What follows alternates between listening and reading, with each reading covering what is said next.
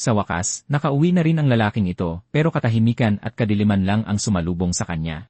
Ilang taon nang nawawala ang mga magulang niya nang walang bakas, at mula noon ay naging malungkot na ang lugar. Umupo si Lin Guoyuan, sinusubukang magpahinga, at nagsali ng isang basong tubig para sa sarili.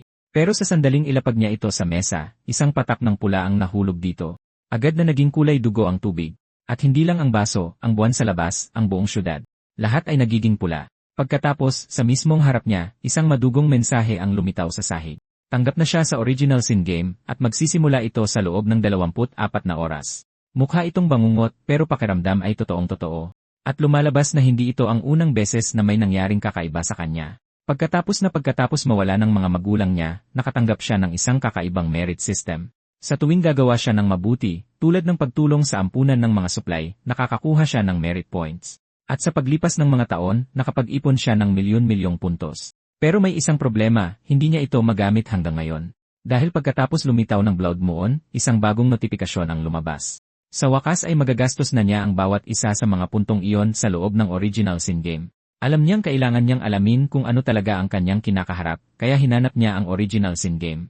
Agad na may lumabas na babala na nagredirect sa kanya sa isang opisyal na website na pinapatakbo ng Human Safety Assurance Bureau. Walang itinatago ang site. Kinukumpirma nito na totoo ang laro at nagbabala na puno ito ng mga halimaw na salungat sa siyensya, mga bagay tulad ng mga higanting mata na may galamay at malalaking demonyo. Dahil napakataas ng pusta, simple lang ang payo ng Bureau, unahin ang sariling kaligtasan. Habang ang game over screen ay nagpapakita ng isang tumpok ng mga katawan para ipaalala sa mga manlalaro na ang kabiguan ay nakamamatay, ipinapakita rin ng site ang mga bowl na puno ng ginto at perlas. Ipinaliliwanag nito na kung talagang makukumpleto mo ang iyong mga gawain, maaari kang magkaroon ng mga espesyal na kakayahan o kahit na ang mga ninanais ng iyong puso. Napangisi dito ang ating bida. Napagtanto niya na habang ang panganib ay supernatural, ang mga gantimpala ay nagbabago ng buhay, ibig sabihin, magkasama ang panganib at oportunidad. Tiningnan niya ang kanyang floating system interface at medyo naging mas kumpiyansa nang makita niyang kompatible ang kanyang basic merit plugin. Binibigyan siya nito ng mas magandang panimula kaysa sa isang normal na manlalaro. Habang ang kulay dugong buwan ay nakatunghay sa labas ng kanyang bintana, tahimik na nanumpa ang ating bida na mananatiling buhay anuman ang mangyari. Habang nakatayo sa tabi ng kanyang mga gamit, pinag-iisipan ni Lin kung paano niya ginugol ang mga nakaraang araw sa pag-ipon ng tubig, pagkain at gamot. Habang isinasara niya ang buttons ng kanyang damit at tinatapos ang kanyang mga paghahanda, isang kisap ng liwanag ang pumuno sa silid at isang ipo-ipo ang sumabog mula sa sahig. Lubos siyang nabigla nang may lumabas na notifikasyon na nagsasabing kailangan niyang pumasok sa isang preparation area 15 minuto bago pa man magsimula ang laro. Habang hinihigop siya sa isang madilim na pulang dimensyon, naiintindihan naman ang pagkadismaya ng ating bida na sumisigaw kung bakit hindi siya binigyan ng sistema ng abiso ng mas maaga. Matapos gumulong sa isang cosmic tunnel, bigla na lang natagpuan ni Lin ang kanyang sarili na nakaupo sa isang kahoy na mesa sa isang tradisyonal na silid. Hindi siya nag-iisa. Maraming iba pa roon, kabilang ang isang lalaki na sa sobrang takot, literal na nahulog mula sa kanyang upuan. Sinubukan siyang tingnan ni Lin, ngunit naantala siya nang ihampas ng isang malaking maskuladong lalaki ang kanyang kamay sa mesa. Veterano ang lalaking ito, at tinanong niya kung lahat ba rito ay mga baguhan. Isa sa mga babaeng may salamin ang nagtanong kung totoo ba talaga ang mga nakakatakot na bagay na nabasa nila online. Kinumpirma ng maskuladong lalaki na 100% tumpak ang opisyal na website. Nagbitaw siya ng isang nakakagulat na balita sa grupo. Kapag naging manlalaro ka na, kailangan mo itong gawin minsan sa bawat linggo. Natulala ang mga baguhan, ngunit nilinaw ng maskuladong lalaki na ang siklo ng buhay at kamatayan na ito ay hindi titigil hanggang sa mamatay sila. Habang nakaupo sa kahoy na mesa, maingat na pinagmamasdan ni Lin Guoyuan ang maskuladong lalaki. Napagtanto niya na kahit mukhang mapanganib ang lalaki, sa totoo lang ay nagmamayabang lang ito sa kanyang mga nakaraang tagumpay. Dahil dito, nagpa siya ang ating bida na makisakay at purihin siya ng kaunti, iniisip na ito ang pinakamahusay na paraan upang makakuha ng kapaki-pakinabang na impormasyon. Pumalapak siya ng malakas para makuha ang atensyon ng lalaki, at tinawag siyang malakas na kuya, nagtatanong kung mayroon siyang karanasan na maituturo sa mga baguhan. Dahil nabola, napangisi ang maskuladong lalaki at nagbigay ng ilang payo. Una, binalaan niya ang lahat na huwag makialam sa buhay ng iba dahil ang sarili nilang buhay ang pinakamahalaga. Sunod, sinabi niya sa kanila na itapon na ang kanilang common sense. Dahil totoo ang mga multo at espiritu sa larong ito, ang pagsunod sa normal na lohika ay magpapahamak lang sa kanila. Pinakamahalaga, ipinaliwanag niya na bawat laro ay may espesyal na patakaran, at ang paglabag sa mga iyon ay mas mabilis na paraan para mamatay kaysa makain ng halimaw. Naalala ni Lin na nabasa niya ito sa opisyal na website, bagaman sinusubukan pa rin niyang intindihin kung paano ito gumagana sa praktika. Bigla, isang babaeng may pilak na buhok na nakasuot ng pulang jacket ang nagturo sa isang bagong notifikasyon. Kabubukas lang ng newbie shop. Mga pulang sobre ang lumulutang sa hangin sa harap ng lahat, pero mabilis na pinutol ng maskuladong lalaki ang kanilang kasabikan. Ipinaliwanag niya na kailangan mo ng achievement points para makabili ng kahit ano, at makukuha lang iyon pagkatapos mong makaligtas sa unang laro. Ikinadismaya ito ng lalaking nakabaliktad ang sombrero na pakiramdam ay pinaglalaruan lang sila ng laro. Nang magtanong ang isang matandang lalaki kung pwede bang bumili ng puntos gamit ang pera, inasar siya ng maskuladong lalaki. Ipinapaliwanag na ang mga puntong ito ay ipinapalit lamang sa mga sinaunang artifact na puno ng espiritual na enerhiya. Doon ito naintindihan ni Ling Guyuan. Dahil nakikilala ng kanyang sistema ang espiritual na enerhiya, isang window ang lumitaw na nag-aalok na ipagpalit ang kanyang mga virtue points para sa achievement points sa napakalaking 1-1-0 rate. Nagsimulang magbilang ang ating bida sa kanyang mga daliri na may sakim ng ngiti. Sa higit sa 11 milyon merit points, maaari niya itong ipagpalit para sa napakalaking 114 milyon achievement points.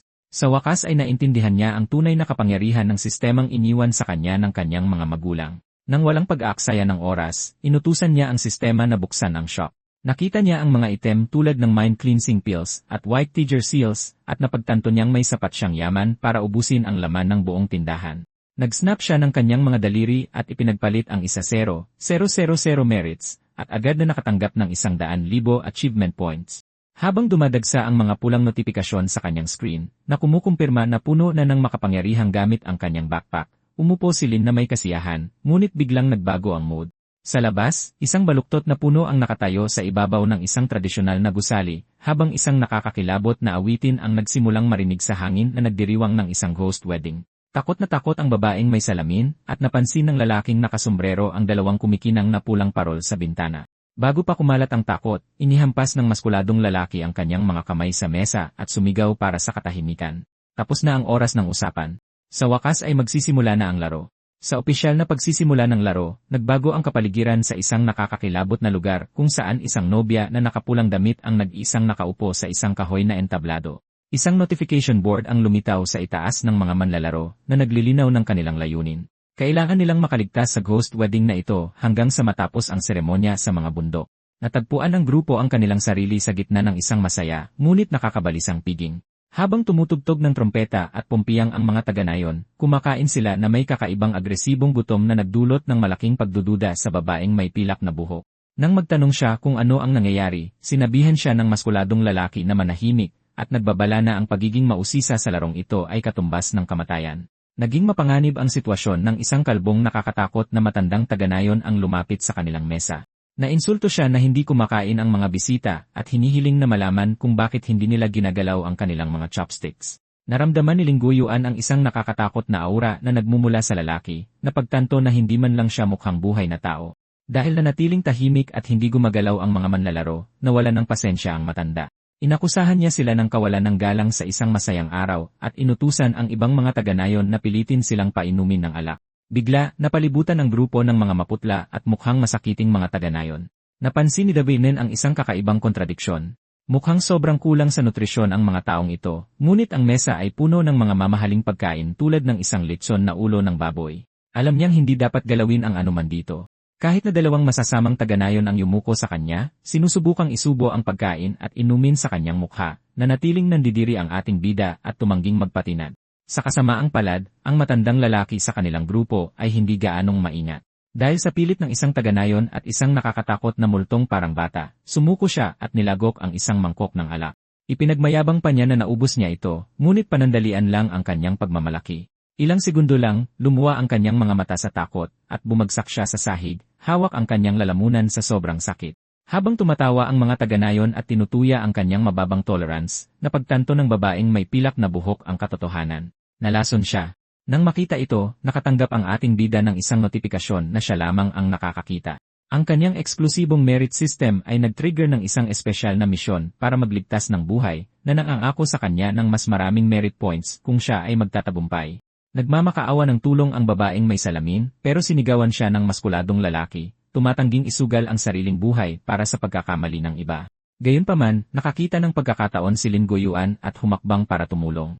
Inilabas niya ang isang lilang mind cleansing pill na kabibili lang niya mula sa newbie shop. Alam na ito ang perpektong gamit para neutralisahin ang lason at tapusin ang kanyang misyon. Nakaluhod si Lin Goyuan sa walang malay na matanda habang hawak ang kumikinang na tableta. Habang naamoy ng babaeng may salamin ang matamis na halimuyak mula sa gamot, nanonood ang maskuladong lalaki ng may matinding pagdududa. Hindi niya maiwasang magtaka kung paano nagkaroon ng ganoong kataas na uri ng item ang isang baguhan, naggangalit ang kanyang mga ngipin habang pinaghihinalaan na may higit pa sa ating bida kaysa sa ipinapakita nito. Sa sandaling inilagay ni Lin ang tableta sa bibig ng matanda, agad itong umepekto.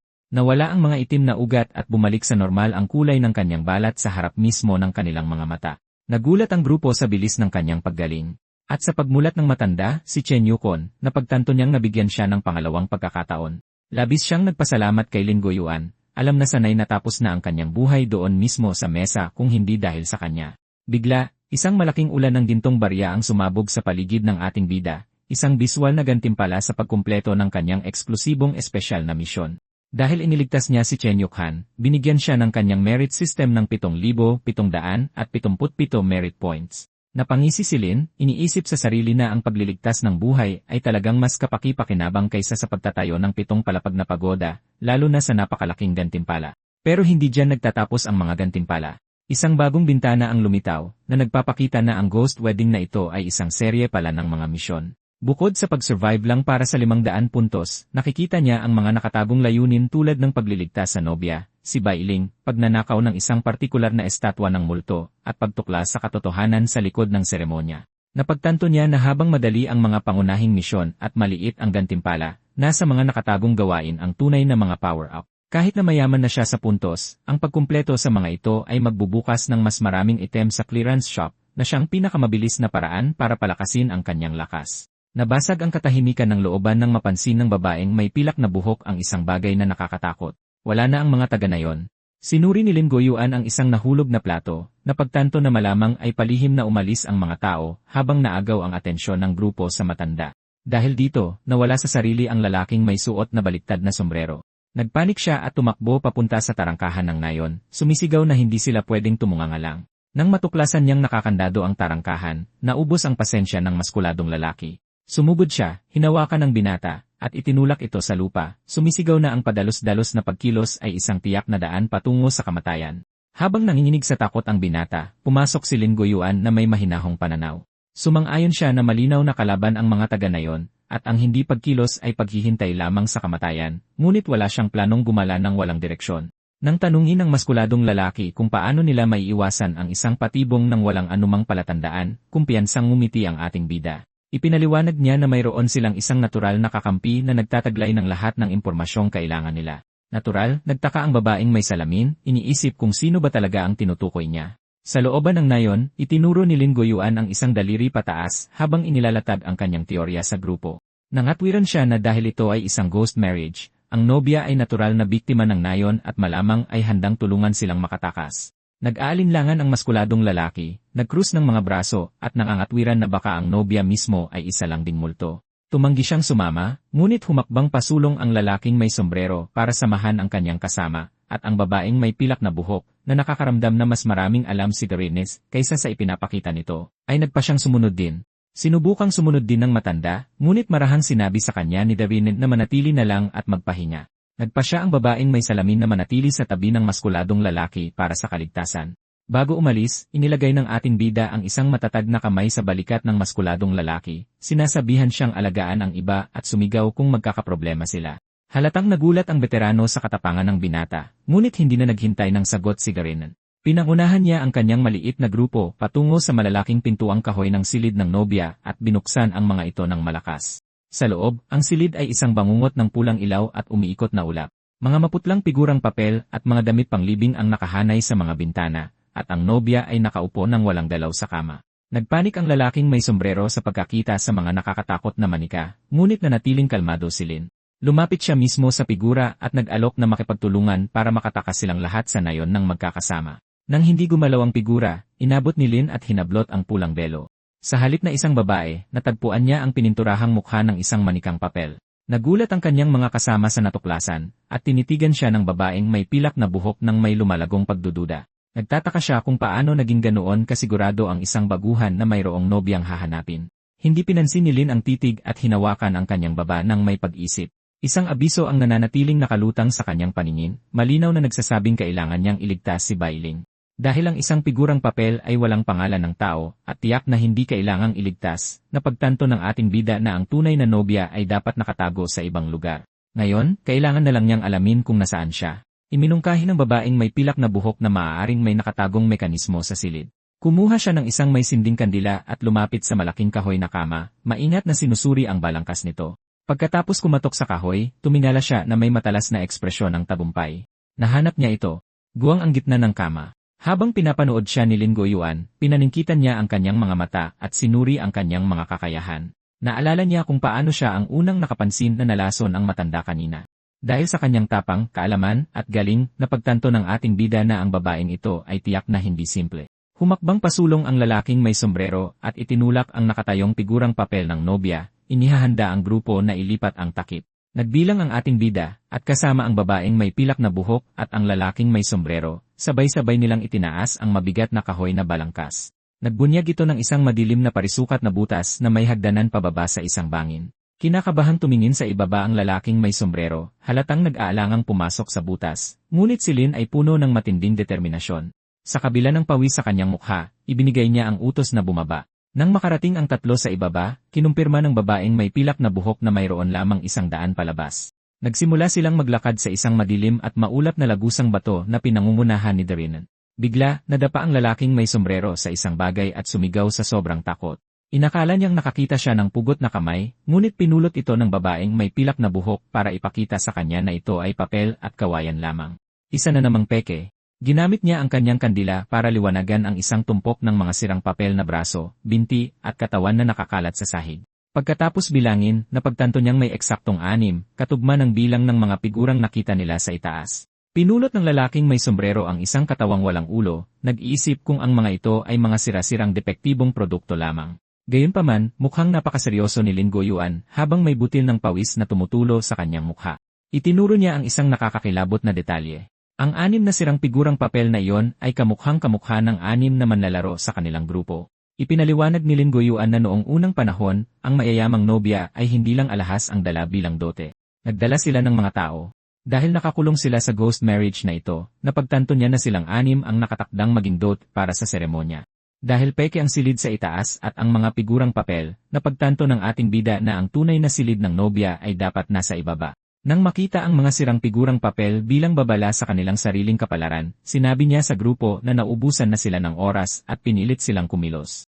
Pinangunahan ng ating bida ang grupo sa madilim na lagusan, dala ng pangangailangang mahanap ang nobya bago mapahamak ang 3 manlalarong naiwan sa labas. Bigla, nakakita ang lalaking may sombrero ng isang berdeng ilaw sa unahan. Itinulak ni Lin ang mga pintuang kahoy na naglantad sa isang silid na puno ng mga hanay ng may sinding pulang kandila.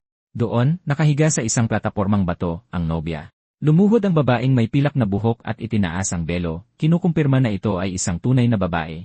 Buhay siya at humihinga, ngunit malalim ang pagkawalang malay niya. Nang tanungin ni Davine kung kaya ba nilang gisingin siya, sinabi ng babae na wala itong silbi. Napagtantong hindi sila maaaring maghintay, pinatulong ng ating bida ang lalaking may sombrero, at maingat na binuhat ng 3 ang nobya para ilabas siya. Nagmamadali silang bumalik sa lagusan at inilagay ang nobya sa kama sa silid sa itaas. Sakto namang pumasok ang matanda at ang babaeng may salamin, sumisigaw sa matinding takot. Nagulat si Darinen at nagtanong kung ano ang nangyari, at nagpapanik na ipinaliwanag ng babae na bumalik na ang mga taga-nayon. Armado sila ng mga asarol at karit, inaatake ang sinumang makita nila, at kasalukuyang sinusubukan ng maskuladong lalaki na pigilan sila sa labas. Dahil walang ibang daan palabas ng silid, nagpasya ang ating bida na kailangan nilang dalhin ang nobya at lumabas para harapin ng direkta ang panganib. Sa labas sa looban, isang malaking asul na spectral knight, isang ghost servant, ang lumabas mula sa likod ng maskuladong lalaki, hawak ang isang kumikinang na latigo ng enerhiya. Binalaan ng lalaki ang mga tao na kung hahakbang pa sila ng isa, kikilos ang nilalang. Binaliwala ng mga taga-nayon na may mga matang kumikinang sa pula at mukhang baluktot sa galit, ang babala at sumugod. Agad na humampas ang ghost servant, ang asul na latigo nito ay nagpatalsik sa mga taga-nayon sa isang pagsabog ng enerhiya. Nanood si Lin Guoyuan mula sa malayo, nagtataka kung ito ba ang uri ng kapangyarihang ipinagkaloob ng original Sin Game. Bigla, sumigaw sa sakit ang maskuladong lalaki habang dumadaloy ang asul na enerhiya sa kanyang sariling mga braso at binti. Sa una, inakala ni Lin na simpleng backlash lang ito, ngunit matapos mapansin ang malalalim na peklat sa balikat ng lalaki, napagtanto niyang ito pala ang kabayaran sa paggamit ng nilalang. Isang abiso ang lumitaw sa paningin ni Lin na kumukumpirma sa kanyang pagsusuri. Na-unlock niya ang isang guide fragment para sa Ghost Pain Servant, isang echo level na masamang espiritu na nasisiyahan sa pagpapahirap sa iba. Bagamat malakas ang latigo nito, bawat atake ay nagdudulot ng tiyak na pisikal na pinsala sa taong nagpatawag nito. Habang namamangha sa kapangyarihan ang babaeng may salamin, nag-aalala naman ang bida natin. Alam niyang hindi na magtatagal ang lalaking maskulado. Humarap siya sa matanda at tinanong kung may nakita silang labasan noong nasa patio sila kanina. Sa kabutihang palad, nabanggit ng matanda ang isang mababang pader sa kanluran na maaari nilang akyatin. Agad na sininyasan ni Lin ang grupo na tumakbo pa kanluran. Isang nangungunang taganayon ang nakakita sa kanilang pagtakas at inutusan ang mga tao na pigilan sila. Habang nagkakagulo sila sa pagtawid sa patio, inabot ng isang masamang loob na taganayon ang babaeng may salamin, ngunit hinarang siya ng babaeng may pilak na buhok gamit ang isang malakas na sipa. Sumugod siya sa gulo, humahaginit ang kanyang puting buhok habang gumagamit ng mga akrobatikong atake para ibagsak ang mga kalaban sa lupa. Nagawa pa niyang magpakawala ng isang umiikot na sipa na sobrang lakas na parang tunog ng nababasag na itlog sa pagtama. Ang lalaking nakasombrero, habang buhat pa rin ang nobyang walang malay, ay lumingon sa babaeng may pilak na buhok habang pinipigilan niya ang mga kalaban. Sinabihan niya sila na huwag lang tumayo dyan at magpatuloy sa pagtakbo. Mabilis na tumakbo ang grupo patungo sa gilid ng nayon habang nakabuntot sa kanila ang mga tao. Pagdating nila sa pader, inamin ng lalaking maskulado na nasa sukdulan na siya. 3 atake na lang ang natitira sa alagad na multo. Nang mapagtantong sila'y na corner, kumuha ang ating bida ng isang gintong anting-anting mula sa kanyang bulsa. Mukha siyang determinado, handang gumawa ng desperadong hakbang para mailabas silang lahat ng buhay. Nakatayo ang lalaking maskulado sa anino ng kanyang alagad na multo, pinapanood si Lin Goyuan na may halong pagdududa at pagkamangha. Hindi niya maiwasang isipin kung sino ba talaga ang lalaking ito, lalo na't kahit ang kanyang alagad na multo ay tila nanginginig sa presensya ng kapangyarihan ni Lin. Napapaligiran ng alimpuyo ng gintong enerhiya, itinaas ng ating bida ang isang anting-anting. Ipinaliwanag niya na ang mga agimat na ito ay naglalaman ng mga banal na pamamaraan ng mga makalangit na maestro na partikular na idinisenyo para sunugin ang mga bangkay na naglalakad sa gabi at masasamang espiritu. Sa isang matalas na utos, inihagis ni Lin ang mga anting-anting, at sumabog ang mga ito na naging pader ng apoy na tuluyang lumamon sa grupo ng mga taganayon. Natulala ang lalaking maskulado sa lubos na kapangyarihan ng pagsabog at nagmakaawa para sa higit pa upang tapusin ang mga kaaway. Gayunpaman, pinanood ni Lin ang apoy na may kalmadong ekspresyon. Ipinaliwanag niya na bagamat magaling ang anting-anting na pantaboy ng demonyo sa pagpapaalis ng mga espiritu, ang mga taganayon na ito ay esensyal na tao pa rin sa kabila ng kanilang mga mutasyon. Dahil doon, hindi sila tuluyang lilipulin ng apoy. Sinabi niya sa grupo na manatili sa orihinal na plano, tumakbo. Mabilis na tumakbo ang mga manlalaro sa madidilim na kalye ng nayon, halos maiwasan ang mga patrol na armado ng mga tinidor at hose.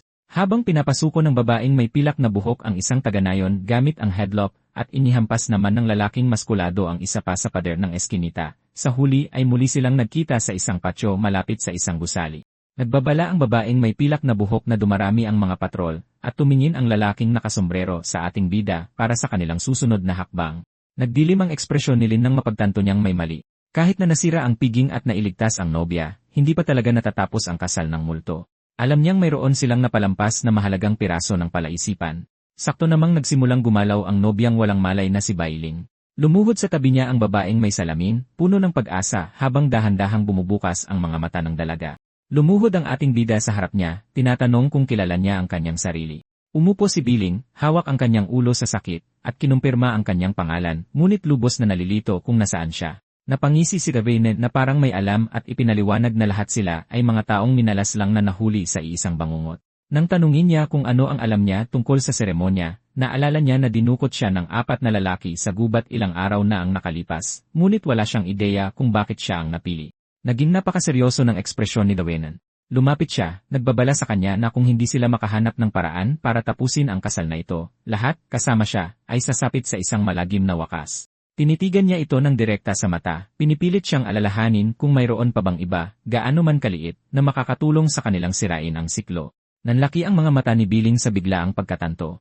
Naalala niya ang isang matandang lalaki na may tungkod na nagtatanong kung nalinis na ba ang daan mula sa bulwagan ng mga ninuno patungo sa templo ng Nyangdang. Kahit na nakaharang ang daan, desperado na ang mga taga-nayon. Hindi na nila kayang ipagpaliban pa ang seremonya ng kasal. Lumuhod si Lin Goyuan ng may pag-isip habang pinoproseso ito. Napagtanto niya na sinasamba ng templo ang diyosa ng kabilang buhay, at dahil sa kahalagahan nito, napagpasyahan niyang ang bulwagan ng mga ninuno ang susi para matapos ang kasal ng multo ng tuluyan. Sa pagtingin sa napakalaking gusali na parang templo na nakatayo sa ibabaw ng burol, nagsimulang sumigaw sa takot ang lalaking nakasombrero. Iniisip niyang nababaliw na si Lin sa pagnanais na pumunta doon gayong ang lugar ay puno ng mga kakaibang taga-nayon, ngunit nanatiling kalmado ang ating bida, at naglabas ng isang asul na anting-anting. Ipinaliwanag niya na laging may solusyon sa bawat problema, at ang partikular na agimat na ito ang kanyang sagot, isang agimat para sa pagiging invisible. Ang agimat na ito ay nagbibigay ng invisibility sa lahat sa loob ng 5 metrong radius sa loob ng tagal na masunog ang 3 insenso. Gayunpaman, ito'y isang maselang kagamitan. Kung may mahawakan sila o sila mismo ang mahawakan, agad na masisira ang bisa nito. Nagsimulang tumakbo ang grupo sa patio na nababalot ng isang mahinang asul na aura. Sinabi ni Davinen sa kanila na kailangan nilang kumilos ng mabilis dahil limitado lang ang kanilang oras. Habang gumagalaw silang parang multo paakyat sa mga batong hagdan, nilagpasan nila ang isang taga-nayon na may hawak na sulo. Pabulong na sinabi ng lalaking nakasombrero sa pagkabigla na hindi talaga sila nakikita, ngunit mabilis siyang pinatahimik ni Lin bago pa niya sila mabuking. Nakarating sila sa bulwagan ng mga ninuno at pumasok sa madilim na loob nito. Habang natuklasan ng babaeng may pilak na buhok ang isang landas sa likod ng bulwagan na paakyat sa bundok, nakuha ng isang lilang libro na nakapatong sa isang pulang unan ang atensyon ni Lin. Ito ang mga talaan ng nayon. Binuksan ng ating bida ang libro sa isang tala mula sa 17 taon ng paghahari ni Emperador Long, at nagsimulang mabuklat ang kasaysayan ng nayon. Nakakita siya ng isang pangitain ng isang anyo na napapaligiran ng itim na usok at ulan ng multo na bumabagsak mula sa langit. Dahil nabigo ang mga pananim, isang matinding taggutom ang tumama sa lupain, na humantong sa mga taga-nayon sa punto ng kanibalismo. Ang desperasyon at lagim na ito ang orihinal na nagpatawag sa masasamang espiritu na kasalukuyang nagmumulto sa nayon. Nagpatuloy ang grupo sa kanilang pag-akyat sa matarik at mabatong daan sa bundok sa ilalim ng liwanag ng buwan. Habang nagiging mas mahirap ang daan, inabot ni Lin Goyuan si Bailing, na nahihirapan pa rin sa kanyang mabigat na trahe de boda. Habang umaakyat sila, tinanong siya ng ating bida kung alam niya ang katotohanan sa likod ng itim na ulan ng multo na nabanggit sa mga talaan ng nayon. Malungkot na ipinaliwanag ni Biling na habang misteryo ang eksaktong kalikasan ng ulan, madilim ang mga chismis. Ayon sa alamat, ang sinaunang Emperador Long ay isang malupit na pinuno na pumatay sa kanyang mga pinakatapat na opisyal. Ang kakulangan sa kabutihan na ito ay ikinagalit ng kalangitan, na naging sanhi ng pagbagsak ng itim na ulan bilang isang sumpa.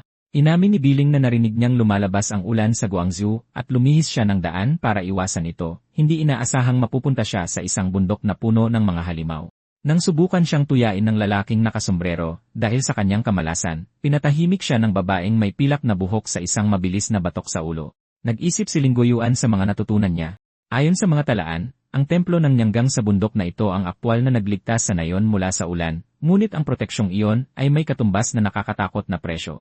Ginawa nitong halimaw ang bawat naninirahan, na nakulong sa isang estado sa pagitan ng mga buhay at mga patay. Biglang pinahinto ng lalaking maskulado ang grupo. Pinagpapawisan siya at halatang takot na takot, ipinapahayag na sa wakas ay nakarating na sila. Sa kanilang unahan ay may isang malaking tarangkahan ng templo na hugis bungo na may pangil, may mga asul na espiritong lumulutang sa hangin, at isang nakakatakot na liwanag na nagmumula sa mga bukas na pinto. Sobrang nakakagulat ang tanawin kaya nagsimulang magpanik ang lalaking maskulado, sumisigaw na bumalik na ang lahat at tumakbo bago pa mahuli ang lahat. Pero huli na ang lahat. Isang maputlang kamay na parang kuko ang humawak sa pinto, at isang matandang taoist na may nakaumbok na mga mata at masamang ngiti ang lumabas. Sinabi niya sa kanila ng direkta na dahil nakarating na sila dito, hindi na sila papayagang umalis. Sa desperasyon, ipinatawag ng lalaking maskulado ang kanyang alagad na multo, ngunit sinalo ng taoist ang latigo nito gamit lang ang kanyang mga kamay. Kinutya niya ang kapangyarihan ng lalaki, tinawag na isa lamang ligaw na multong soro ang alagad, at naglabas ng isang maliit na banga. Sa isang iglap, nagsimulang magniningning ang banga, pinupunit ang alagad na multo at sinisipsip ang enerhiya nito papasok. Napakalakas ng puwersa ng pagsipsip ng kaluluwa, na tumilapon paatras ang lalaking maskulado. Labis na natakot si Lin Goyuan at ang babaeng may pilak na buhok, na pagtantong sapat ang lakas ng masamang taoist na ito para wasakin ang isang mataas na antas na alagad na multo gamit ang isang kamay lamang. Brutal na pinunit ang alagad na multo. Ang asul na esensya nito ay umikot na parang ipo-ipo bago sipsipin papasok sa itim na banga ng masamang taoist. Dahil tuluyang naubos ang kapangyarihan ng nilalang, bumagsak ang lalaking maskulado, habang ang natitirang bahagi ng grupo ay nanonood na may lubos na pagkabigla. Ininspeksyon ng Taoist ang kanyang nakuha, bumubulong na bagamat hindi kumpleto ang piraso ng kaluluwa, ito ay isa pa ring pambihirang material para sa Ghost Mother. Pagkatapos ay ipinihit ng kontrabida ang kanyang ulo sa isang nakakadiring anggulo, ang kanyang ngiti na kitang-kita ang mga ngipin ay nakatutok sa grupo. Agad niyang nakilala si Bailing bilang ang nakatakdang nobya para sa seremonya sa gabi. Paralisado sa takot ang kaawang-awang si Bailing. Nagsisiksik siya sa lupa, nanginginig at nagmamakaawang lumayo ito. Nakatayo ang Taoist sa ibabaw niya, mapanuksong pinupuri ang kanyang malamig na balat at mga butong parang jade. Napansin niya na magaling talaga ang ginawa ng mga taga-Nayon sa paghahanap ng perpektong kandidato para sa Ghost Mother. Bago pa man siya makagawa ng anupaman, humakbang pasulong ang ating bida, pisikal na hinarangan ang daan ng Taoist. Nagtanong si Lin Goyuan ng isang matalas na tanong. Bakit naman mangangailangan ng nobya ang isang diyosa ng kabilang buhay tulad ng Ghost Mother? Dahil sa pag-aantala, nagalit ng husto ang Taoist at masama siyang tumingin kay Lin, tinatanong kung nagsasawa na ba siyang mabuhay. Kahit pinagpapawisan si Lin, pinilit niyang manatiling kalmado. Alam niyang kailangan niyang magpatumpik-tumpik dahil hanggat nag-uusap sila, may maliit pa ring pagkakataong matapos ang laro. Ikinumpas ng ating bida ang kanyang kamay sa sarili at sa iba pang nakaligtas, at kaswal na binanggit na bilang mga abay sa seremonyang ito, malamang ay wala na rin silang gaanong oras. Tila natuwa dito ang Taoist na biglang kumilos ng mabilis at hinawakan si Lin sa kanyang kwelyo. Habang may asul na enerhiyang umiikot sa hangin at ilang pulgada na lang ang layo ng mukha niya kay Lin, hinihingi ng Taoist na malaman kung sino ang batang ito at bakit hindi siya takot magsalita. Hindi na tinag si Lin. Sa halip, sinalubong niya ang mga mata ng Taoist ng isang malawak na ngiti. Ipinaliwanag niya na isa lang siyang dayuhan, at ayon sa kanilang mga tradisyon, kung mamamatay ang isang tao nang hindi nalalaman ang dahilan, sila ay nakatakdang maging isang ligaw na kaluluwa. Sabi niya, iyon lang ang dahilan kung bakit napakatapang niya. Gusto niya lang malaman ang katotohanan. Nag-apoy ang kamay ng masamang Taoist ng makamultong asul na apoy na nagbigay liwanag sa kanyang mga daliri. Tumawa siya sa hiling, at dahil sa hindi inaasahang magandang mood, napagpasyahan niyang sabihin sa kanila ang sikreto sa likod ng ghost wedding. Inihayag ng masamang Taoist ang malagim na katotohanan sa likod ng ritual. Ang Ghost Mother ay hindi talaga nangangailangan ng kasal. Sa halip, ikinakasal ang nobya sa Vajra Protector ng Diyosa. At para sa mga miyembro ng dote, sila ay walang iba kundi mga alay na isasakripisyo. May ngiting parang baliw, iwinasiwas ng Taoist ang isang watawat na nababalot ng asul na apoy, na nangangakong wawasakin sila ng lubusan na kahit isang ligaw na kaluluwa ay walang matitira. Bigla, ilang sumisigaw na ulo ng multo ang lumabas mula sa watawat at bumangga sa grupo sa isang malaking pagsabog ng asul na enerhiya. Kumpiyansang nakatayo ang Taoist na umaasang may mapapatay, ngunit ang kanyang tagumpay ay napalitan ng pagkalito ng isang gintong liwanag ang tumagos sa ulap-ulap. Mula sa liwanag, isang malaking gintong espiritu ng tigre ang lumitaw na may nakabibinging dagundong. Kalmadong naglakad si Lin Goyuan sa gitna ng aura, hawak ang maliit na gintong selyo na binili niya sa shop. Napaiyak ang lalaking nakasombrero, na pagtantong muli na namang iniligtas ng ating bida ang kanyang buhay. Isang notifikasyon ang nagkumpirma na ito ang White Tiger Seal, bagamat 85% na lang ng spiritual power nito ang natitira.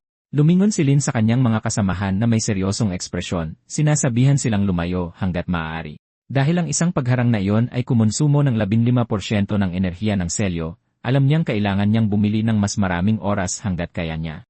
Napagtanto ng babaeng may pilak na buhok na magiging pabigat lang sila kung mananatili, kaya mabilis niyang pinangunahan ang natitirang grupo sa pag-atras. Gulat na gulat ang masamang Taoist.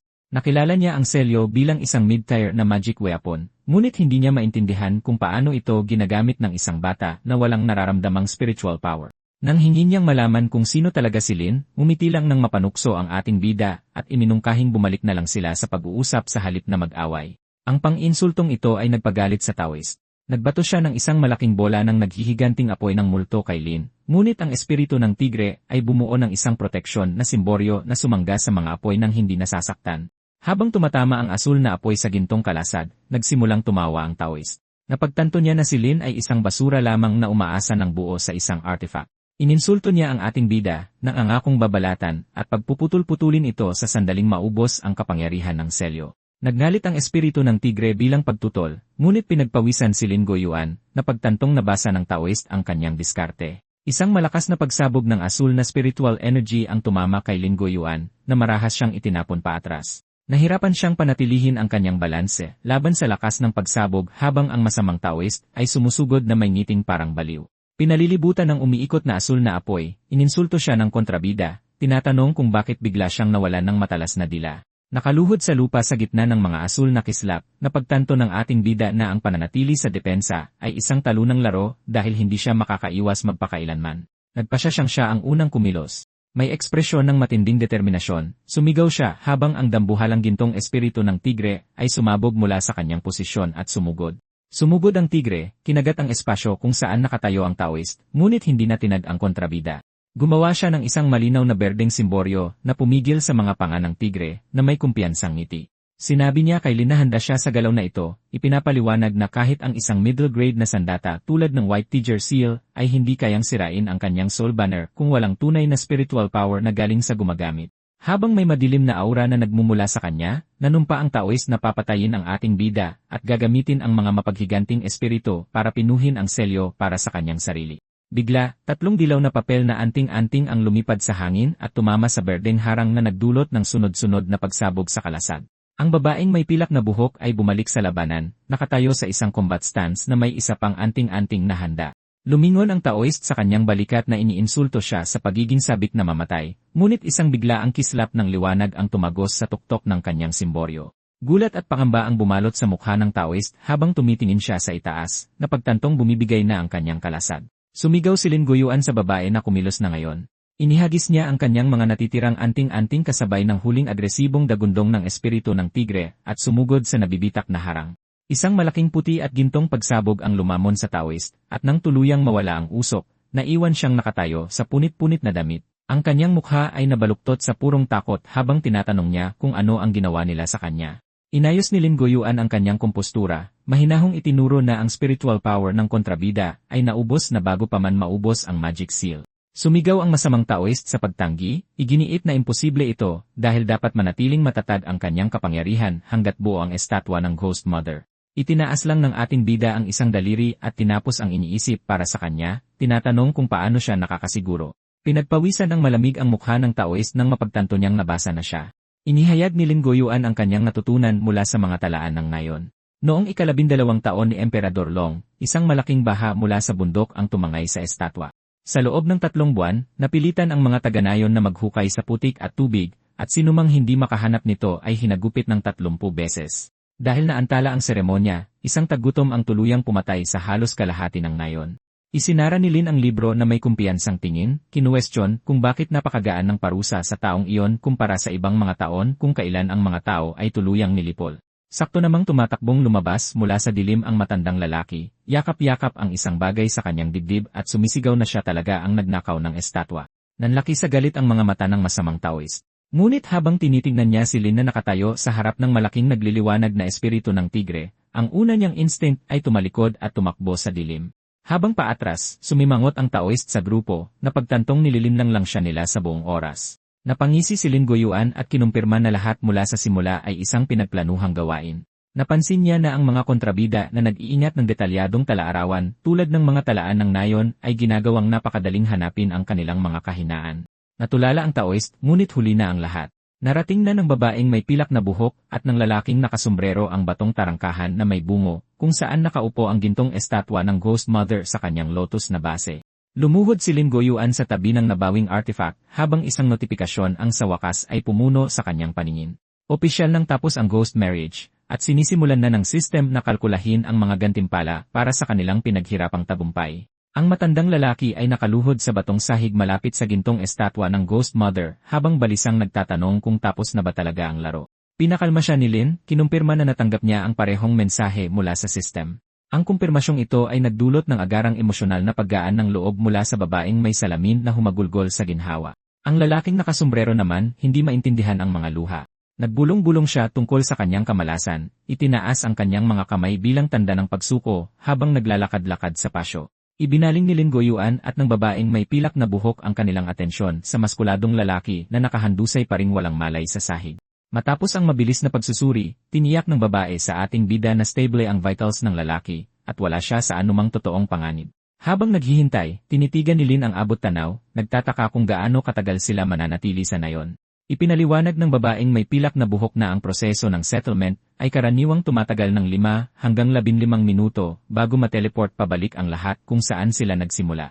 Nang bigyan siya ni Lin ng matalas na mapanuring tingin, ngumisi lang siya, at sinabing hindi lang siya ang nag-inat ng mga sikreto sa grupo. Pagkatapos ay bumaling ang babae kay Bailing, tinatanong kung kaya ba ng nobya na umuwi ng mag-isa. Nagulat si Bailing sa ideya na aalis na sila, ngunit bago pa siya makapagsalita, isang malakas na pulso ng asul na enerhiya ang kumalat sa lupa. Isang makamultong kabalyero ng mga sundalong may baluti sa mga multong kabayo ang humarurot mula sa hamog, sumusugod sa pasyo.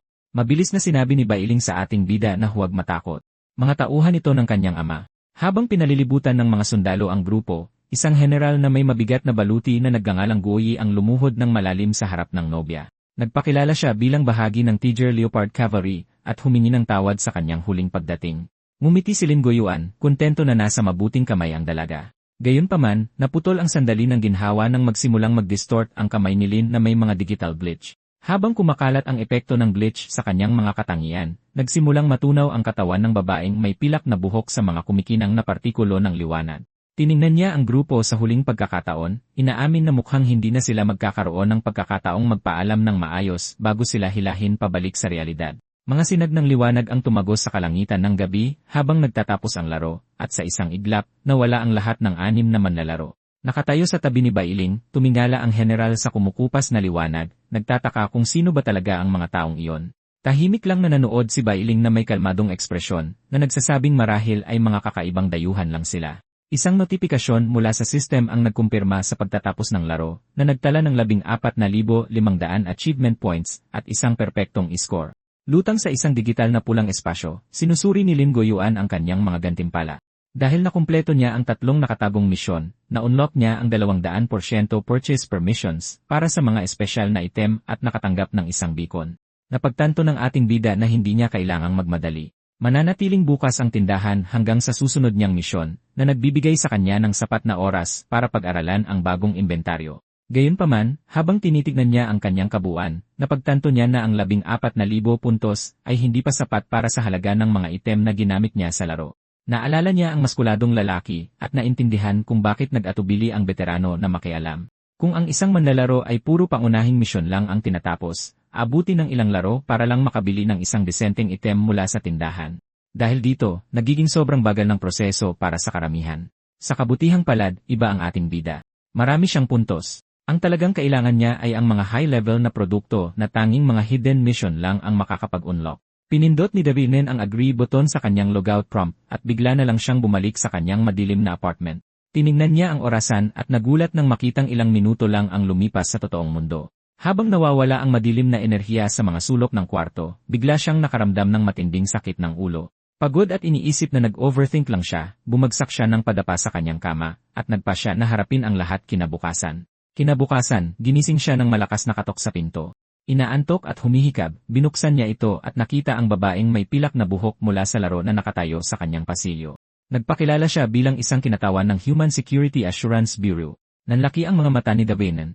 Nakilala niya iyon bilang opisyal na organisasyon mula sa website. Agad siyang naghinala, nagtatanong kung ang pagkikita nila sa laro ay isang setup at paano niya nakuha ang kanyang address. Ipinaliwanag ng babae na ang pagpili ng manlalaro sa laro ay ganap na random, kaya't ang kanilang pagkikita ay isang aksidente lamang. Tungkol naman sa iba pa niyang mga tanong, nangako siyang makakakuha siya ng paliwanag kung makikipagtulungan siya sa kanilang investigasyon. Nakita ni Davinen ang isang tactical officer na may gas mask na nagtatago sa pader ng pasilyo at nagpanik, itinaas ang kanyang mga kamay at nagtanong kung plano ba nilang i-dissect siya. Lumapit siya ng may nananakot na tingin, tinitiyak sa kanya na bilang isang manlalaro, siya ay isang mahalagang talento. Hanggat siya ay makikipagtulungan, hindi malalagay sa panganib ang kanyang personal na kaligtasan. Si A. Kingland, ang babaeng may pilak na buhok, ay pumitik ng kanyang mga daliri, at isang tactical officer ang agad na lumabas mula sa likod ng pader na nakatutok ang baril. Nang makitang napapaligiran na siya, itinaas ni Lin Goyuan ang kanyang mga kamay sa lubos na pagsuko, at mabilis na nangako na ganap na makikipagtulungan. Nagawa niyang makipagnegosasyon para sa 15 minuto para magpalit ng damit bago sila umalis. Di nagtagal, nasa loob na sila ng isang kulay abong NCE na mabilis na tumatakbo sa highway na napapaligiran ng isang konvoy ng mga itim na sasakyan. Habang nagmamaneho si A. Chinglin, inamin niya na ang rookie mission kahapon ay talagang nasa pinakamataas na antas ng hirap. Pinasalamatan niya si Davinen para sa kanilang kaligtasan, isang pambihirang pasasalamat, ngunit nilinaw niya na hindi lamang ang kanyang ginawa ang dahilan kung bakit interesado sa kanya ang bureau. Tinapakan niya ang accelerator, ipinapaliwanag na ang kanyang tunay na pagkatao ang totoong focus, kahit na limitado lang ang masasabi niya dahil sa kanyang security clearance. Dumating sila sa isang napakalaking skyscraper na may umiikot na madilim na enerhiya sa tuktok. Matapos makumpirma ng isang high-security lie check si J. Kinglin bilang isang Special Operations Team Leader, pumasok sila sa headquarters. Dinala niya si Lin sa isang conference room kung saan naghihintay ang isang lalaki na nakasuot ng puting lab coat. Natigilan si Lin nang makita ang isang pamilyar na mukha. Si Professor Bai, isang kilalang folklore scholar at malapit na katrabaho ng mga magulang ni Lin bago sila naglaho. Mainit siyang binati ni Professor Bai. Pabirong sinabi na ang kanyang matandang katawan ay hindi na bagay para maging isang manlalaro tulad ni Lin. Ipinaliwanag ni A. Kinglin na ang professor ay ang chief consultant ng bureau at isang honorary deputy director. Malungkot na inamin ng professor na hawak lamang niya ang titulong iyon dahil nawala ang mga magulang ni Lin, sina Feng Mian at Jiang Hongli. Ang revelasyon ay parang isang malakas na suntok kay Lin. Sumugod siya, napagtanto sa unang pagkakataon na ang kanyang mga magulang pala ang mga tagapagtatag at veterano ng Human Security Assurance Bureau. Tiningnan siya ni Professor Bai nang may awa, napagtanto na walang kaalam-alam ang binata. Ipinaliwanag niya na ang mga magulang ni Lin ang unang nakatuklas sa mga anomalya ng mundo at naghula sa pag-usbong ng original Sin Game. Dahil sa matinding desperasyon, hinawakan ng ating bida ang profesor sa kanyang coat. Hinihiling niyang malaman ang katotohanan, kung ang aksidente sa sasakyan na diumano'y pumatay sa kanila ay isang cover-up, at higit sa lahat, kung buhay pa ang kanyang mga magulang sa kung saan. Yumuko si Professor Bai na may malungkot na ekspresyon, ngunit nang magsisimula na siyang sabihin ang katotohanan tungkol sa mga magulang ni Lin, pinutol siya ni A. Kinglin. Sinabihan niya si Lin na ang mga detalye ay classified, at wala pa siyang clearance para marinig ang mga ito. Dahil dito, nagalit ng husto ang ating bida. Hindi niya maintindihan kung bakit ipinagkakait sa kanya ang karapatang malaman ang tungkol sa sarili niyang pamilya. Nanatiling profesional si A. Kinglin at inabutan siya ng isang folder. Diretsahan niyang sinabi sa kanya na kung gusto niya ng mga sagot, kailangan niyang pirmahan ang kasunduan at sumali sa organisasyon. Para ipakita sa kanya kung ano ang kanyang pinapasok, ibinahagi niya ang isang nakakatakot na pangitain ng isang distortion. Isang higanting purple na halimaw na scorpion ahas na sumisira sa isang gusali habang nakatingin ang mga walang magawang tao. Binalaan niya siya na ang trabahong ito ay nangangahulugang pagharap sa kabaliwan at kamatayan. Maingat na tiningnan ni Davinen ang dokumento, nagtatanong kung ipapadala ba siya sa mga suicide mission. Inulit ni A. Kinglin na ang bawat manlalaro ay napakahalaga para sayangin. Ang tanging pagkakataon na nagsasakripisyo sila ng buhay ay kung ito ang tanging paraan upang mailigtas ang mas marami pa. Ang nagpapatibay sa kanyang punto ay isang nakakakilabot na imahe ng isang ina at sanggol na hinahabol ng isang malaking kalansay na may sungay. Sa kabila ng malagim na katotohanan, kumuha si Linguyuan ng panulat at buong determinasyon na pinirmahan ang kanyang pangalan. Determinado siyang mabuhay ng matagal upang matuklasan ang bawat katotohanang itinatago nila. Samantala, sa isang madilim na observation room, pinapanood ng dalawang mataas na opisyal ang pagpupulong sa isang monitor. Isang lalaking may peklat sa mukha ang nagsabing si Lin ay mayabang at padalos-dalos, ngunit ang kasama niya ay mumiti lang at tinawag siyang mabuting bata. Nang buksan ng pangalawang lalaki ang ilaw, ipinaliwanag ng lalaking may peklat ang kanilang dinamika. Ang isa ay responsable sa paniniwala sa mga tao, habang ang isa naman ay responsable sa pagdududa sa kanila.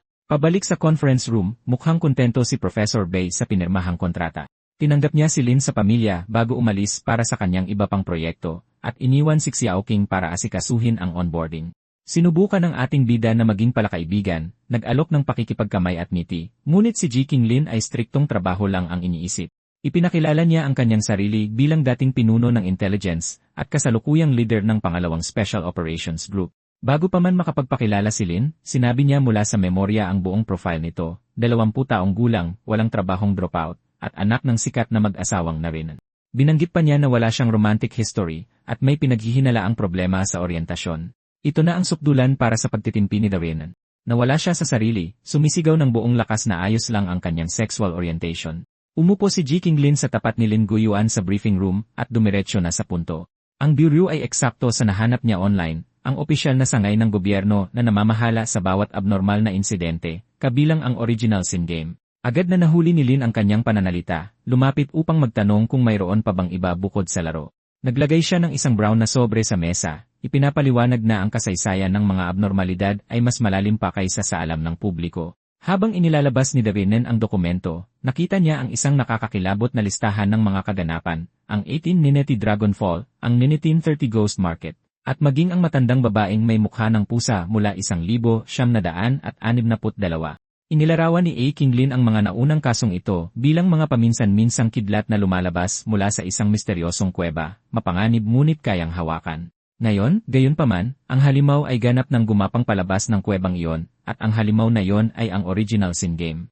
Nagtanong ang ating bida kung pinawala ng laro ang lahat ng iba pang insidente. Ipinaliwanag ni A. Kingland na hindi sila nawala. Sa halip sila ay nilamon. Ayon sa pananaliksik ng kanyang ama, ang mga mas lumang anomalya na ito ay sinipsip na parang isang black hole at naging maliliit na mundo o subdimension sa loob mismo ng laro. Dahil ito na ngayon ang pangunahing focus ng Bureau, kailangan nilang harapin ang tinatawag niyang mga derived incident. Naglakad siya patungo sa isang chalkboard at hinati ang mga ito sa dalawang kategorya. Ang una ay ang mga manlalarong wala sa kontrol, mga taong nakakakuha ng kapangyarihan mula sa laro at ginagamit ito para sa kasamaan. Trabaho ng Bureau na subaybayan at limitahan sila bago nila sirain ang lipunan.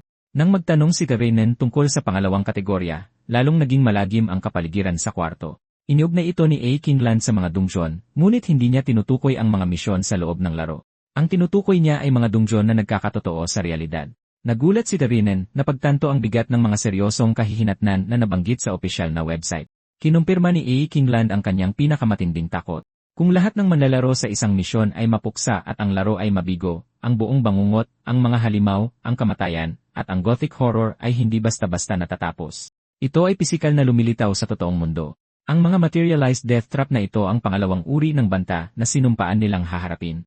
Umupo si Lin Goyuan habang mabilis ang takbo ng kanyang isip. Nag-aalala siya sa laki ng banta, ang ideya na ang mga bigong misyon sa laro ay maaaring pisikal na magpakita sa realidad. Napagtanto niya kung gaano kaunti ang kanyang nalalaman, nagtataka kung bakit ang ganito kalaking panganib ay matagal nang itinago sa publiko. Pinutol ni Ji Qinglin ang kanyang pag-iisip, sinasabihan siyang huwag muna itong masyadong isipin. Ipinaliwanag niya na ang dungeon containment ay karaniwang trabaho para sa mga bihasang veterano na nakaligtas sa ilang laro. Para ibahin ang kanyang focus, ibinagsak niya ang isang mabigat na briefcase sa mesa.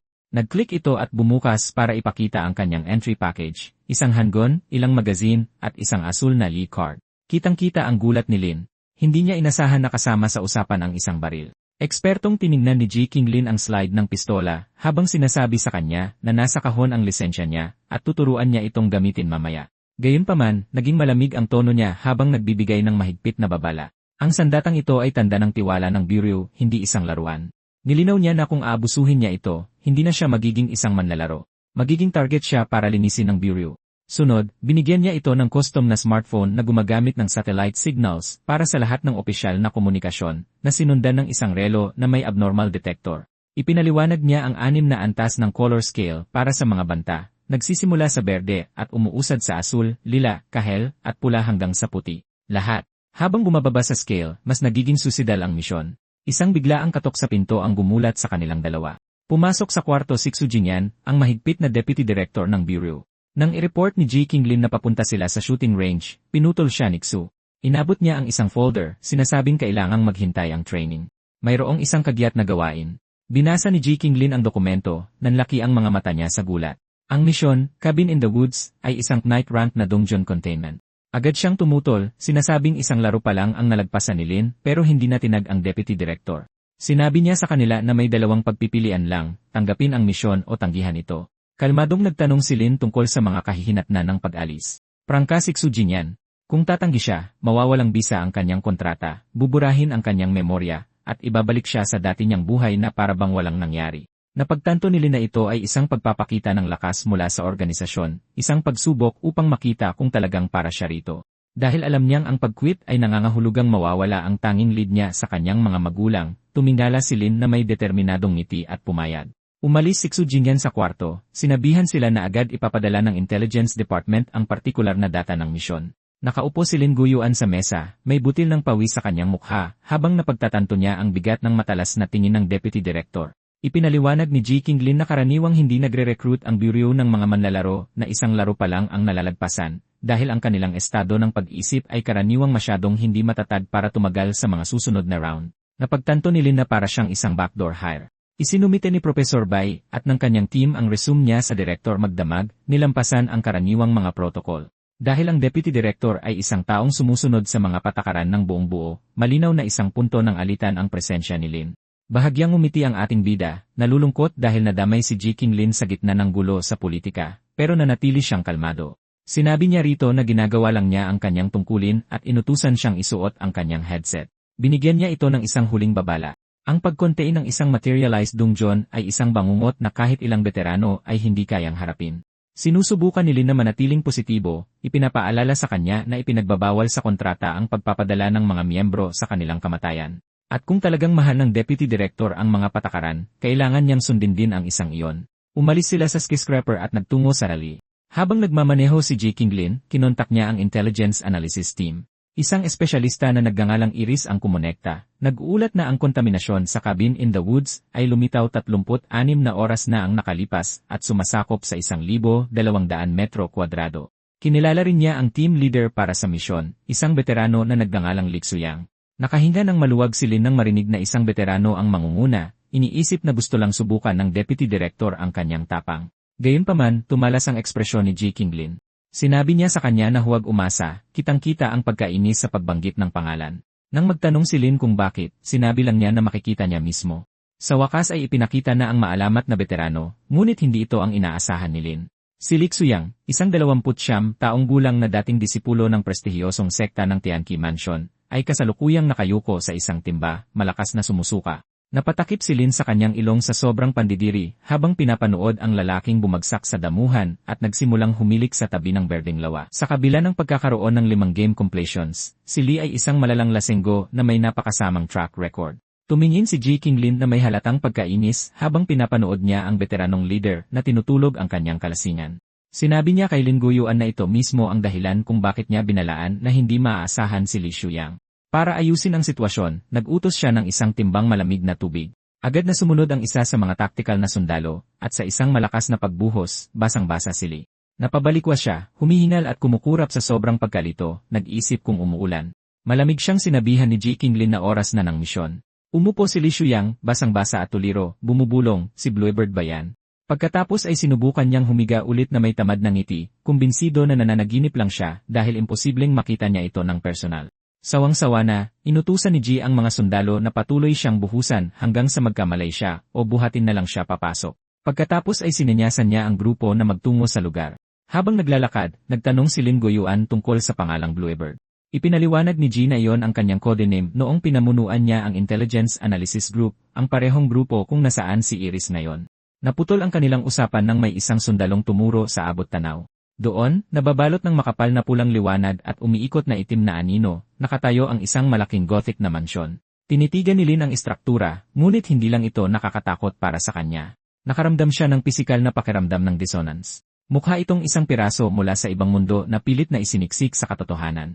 Ito, napagtanto niya, ang itsura ng isang dungsyon na wala sa kontrol.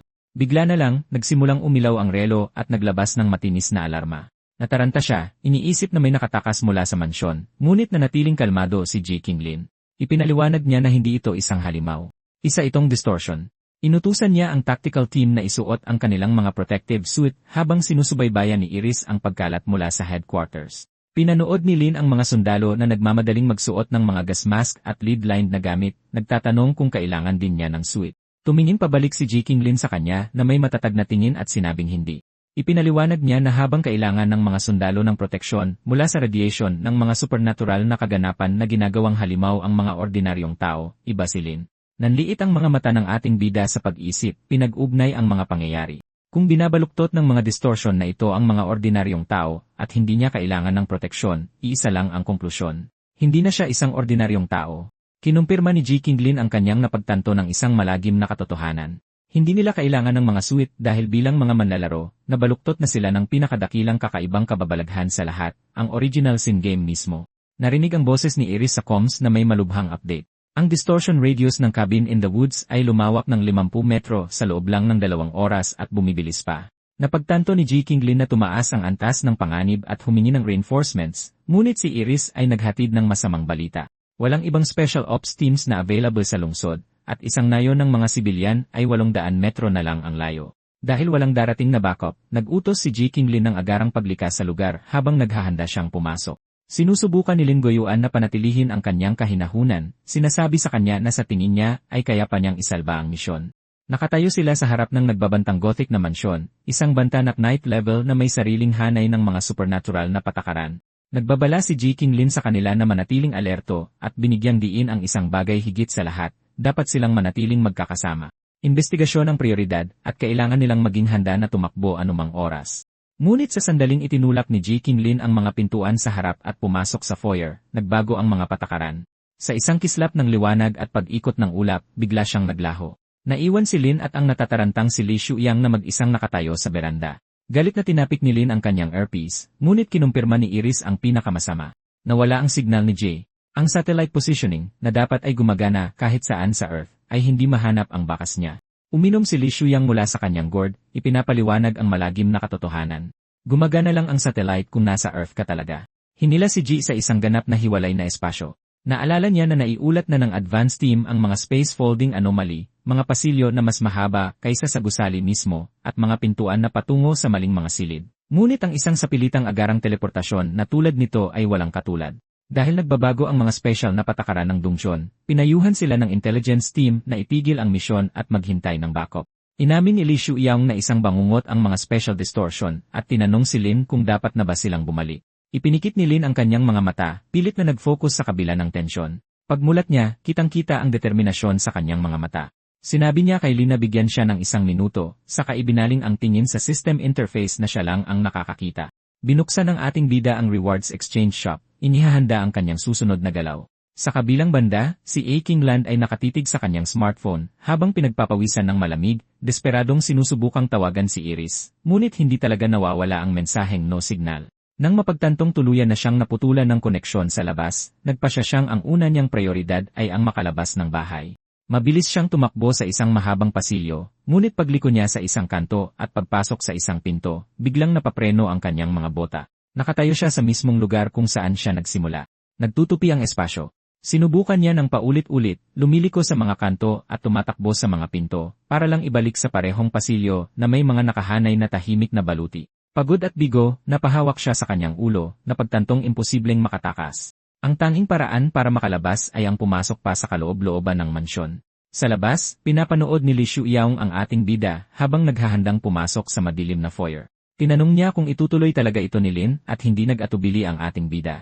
May determinadong tingin, humakbang si Lin Goyuan papasok sa madilim na gallery, papalayo sa kaligtasan ng mundo. Habang naglalakad siya sa madidilim na silid, kinontak ni Lin si Iris, pinapakiusapan siyang isa-isahin ang mga impormasyong nakalap ng advance team. Nagulat si Iris ng 3 mahalagang clue. Una, ang gallery ay pinamamahalaan ng isang pamilya na may 3 miyembro, at may isang taong nakakaranas ng mga pangitain tungkol sa kanilang nakaraang buhay doon. Pangalawa, bawat artistikong estatwa sa lugar na ito ay may karumal-dumal na lihim. Gawa ang mga ito sa paligid ng mga buto ng tao, na nagpapahiwatig ng napakaraming namatay. Panghuli, may isang gumagalang mamamatay tao na nakakawala at hindi tinatabla ng bala. Nagmutit na ang kanyang core hanggang sa puntong wala ng silbi ang mga baril. Hinawakan ni Lin ang kanyang baba, pinagdugtong-dugtong sa isip ang mga piraso, isang pamilya, isang gallery ng mga bangkay, at isang hindi mapigilang serial killer. Ngunit bago pa siya makabuo ng teorya, isang kumikinang na asul na kaluluwang babae ang biglang lumitaw sa likuran niya at ni Li. Umalinggaw ang kanyang boses sa bulwagan, nagpapakilabot sa kanila, habang sinasabi niyang sa wakas ay dumating na sila. Isang asul na apoy ang pumipitik sa ibabaw ng kanyang ulo, at ang kanyang mga puting mata ay nakatitig ng may nakakatakot at walang emosyong tingin. Habang dahan-dahan siyang lumapit, huminto ilang pulgada lang mula sa mukha ni Davinen, pinagpawisan ito ng malamig. Walang inik, tumalikod siya at nagsimulang lumutang palayo, habang umaalinggaw ang kanyang boses na may simpleng utos. Sumunod kayo sa akin. Sa kabila ng panganib, determinado si Lin na makita kung saan siya patungo. Habang naglalakad sila sa gallery, nagbiro si Lin na bilang isang paring Taoist, si Li dapat ang eksperto dito. Nagbigay si Li ng isang kumpiyansang thumbs up, umingisi habang sinasabing isa siyang matatag na materialista na hindi naniniwala sa multo. Ipinaliwanag niya na ang nakikita nila ay isang malakas na anomaly, isang distortion na nag-aanyong multo dahil lang naimpluwensyahan ng mga isipan at alamat ng tao kung paano nagpapakita ang mga enerhiyang ito sa realidad. Para kay Li, hindi ito supernatural. Ito'y agham lang na hindi pa nila lubos na naiintindihan, tulad ng kidlat na isang natural na pangyayari sa halip na parusa mula sa langit. Dinala sila ng multo sa isang painting ng isang malaking gusali kung saan may isang maliit na figura na kumakaway mula sa bintana. Naisip ni Davinen kung ito ba ay isang paghingi ng tulong, ngunit bago pa niya ito pag-isipan ng malalim, itinuro ng babae ang isa pang frame. Nagmadali silang lumapit para makita ang isang mas madilim na eksena, isang lalaking may hawak na martilyo na nakaamba sa isang nanginginig sa takot na bata. Napagtanto nila na sinusubukan silang bigyan ng babala ng multo tungkol sa ama ng pamilya, ngunit naputol ang kanyang pag-isip dahil sa isang napakalaking anino. Nakatayo sa likuran nila ang isang higanting baluti na parang bato na may kumikinang na pulang mga mata. Bago pa sila makakilos, iwinasiwas ng bantay ang isang malaking palakol pababa na may nakabibinging lagabog. Tumalon si Lin at Lee sa magkabilang direksyon, kasabay ng pagwasak ng talim sa sahig, na nagpakalat ng apoy at mga durog na bato sa lahat ng dako. Dumulas si Lin sa sahig, habang dinudukot na ang isang gintong anting-anting mula sa kanyang bulsa na may determinadong ekspresyon. Habang bumabangon si Lee at inihahanda ang sarili, yumuko ang higanting baluti, sumisingaw ang usok mula sa katawan nito, handa para sa susunod na atake.